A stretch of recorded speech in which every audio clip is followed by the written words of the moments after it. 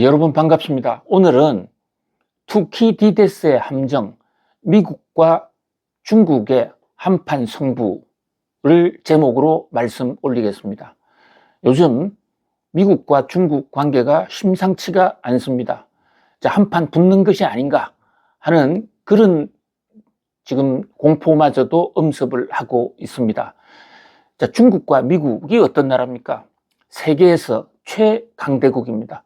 그래서 흔히 요즘 국제 정계에서는 미국과 중국을 가르쳐서 세계를 움직이는 G2 국가라고 부르죠.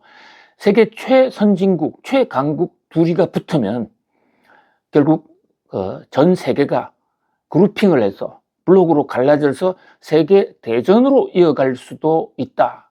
그런 국제 전문가들의 지적까지 나오고 있거든요. 미국과 중국은 10여 년 전부터 사실 좀 패권 전쟁의 기미가 있어 왔습니다. 절대 강자였던 미국에게 중국이 크면서 미국의 절대 강자 지위를 이제 흔들게 된 것이죠. 이것을 학문적으로는 투키디데스의 함정이라고 그럽니다. 투키디데스가 뭐냐? 사람 이름입니다. 그리스의 역자, 학자 이름인데요. 우리 페로폰네소스의 전쟁사를 쓴 세계 최초의 역사가다 이렇게 볼 수가 있습니다. 동양의 사마천이라는 사람이 역사의 세계를 연 그 사기라는 책 있지 않습니까?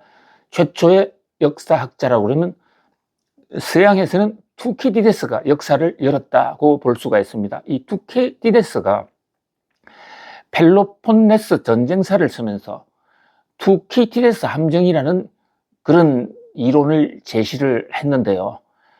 한마디로 이 두 강자가 같은 하늘 아래 존재할 수 없다. 이것이 투키디데스 함정에 함축된 내용입니다.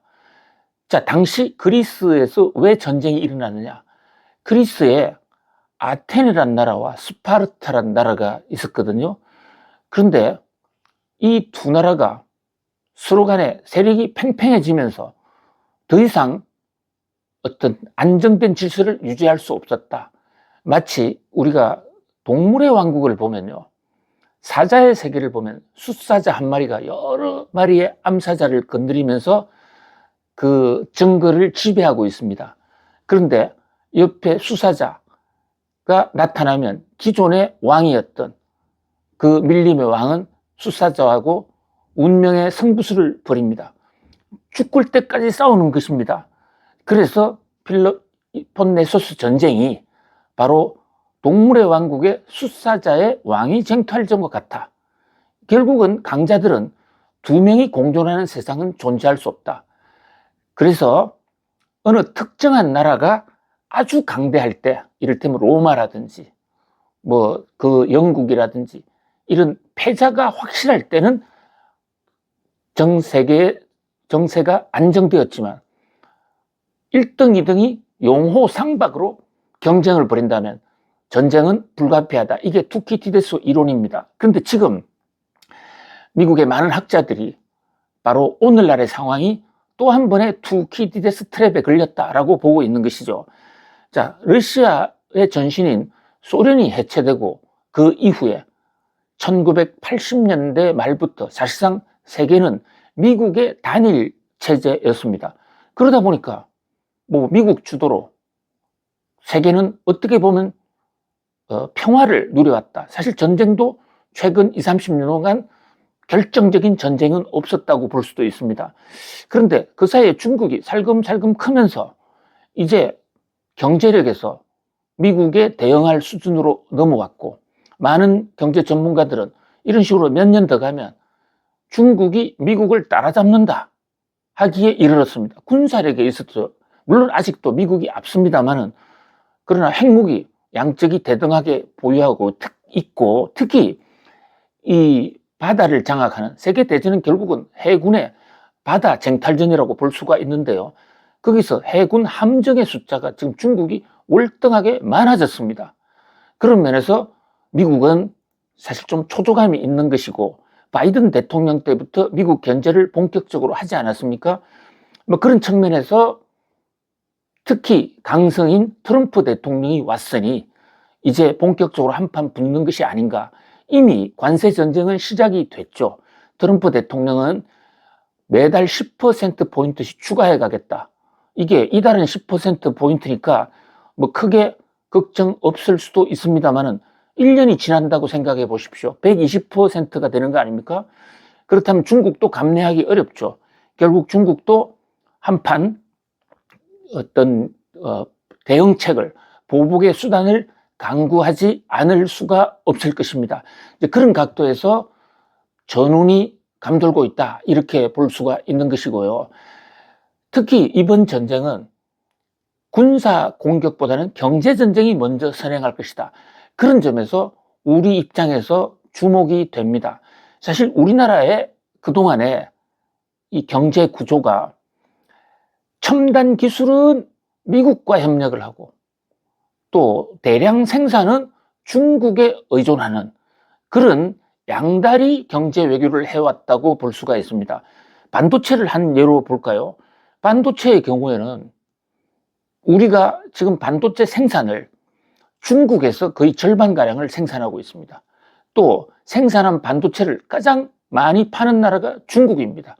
그래서 미중 무역 전쟁 속에서 만약에 중국이 우리나라 반도체를 사가지 않는다거나 또는 중국에 있는 우리나라 반도체 생산 시설을 공장을 블랙아웃을 시킨다든지 폐쇄를 시킨다든지 이러면 우리나라 반도체는 직격탄을 맞을 수가 있게 되는 것입니다.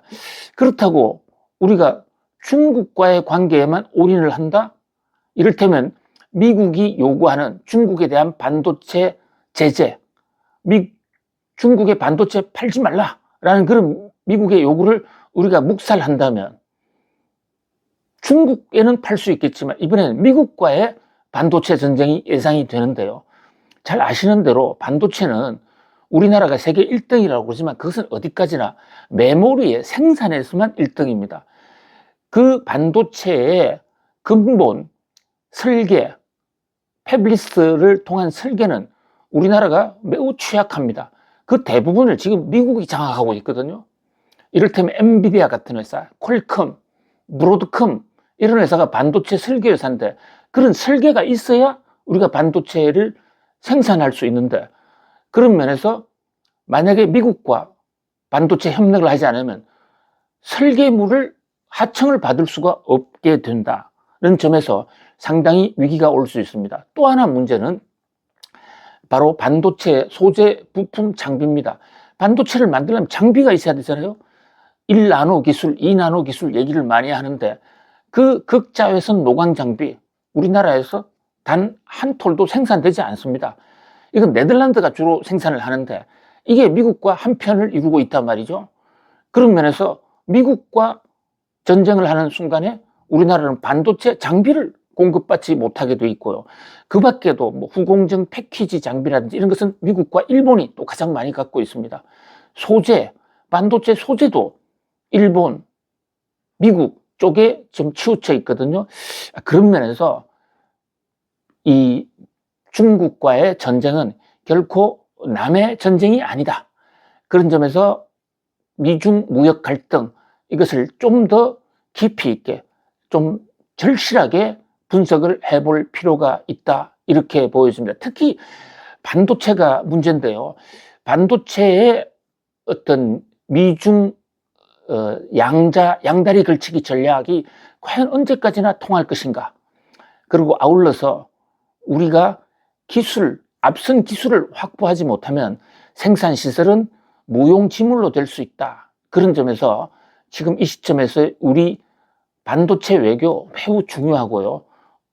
또 반도체의 기술 향상도 시대의 엄청난 과제다, 이렇게 볼 수 있겠습니다. 자, 오늘은 미중 무역 갈등과 투키티스 함정 그리고 이 반도체 통상 전쟁에 대해서 말씀 올렸습니다. 여러분 감사합니다.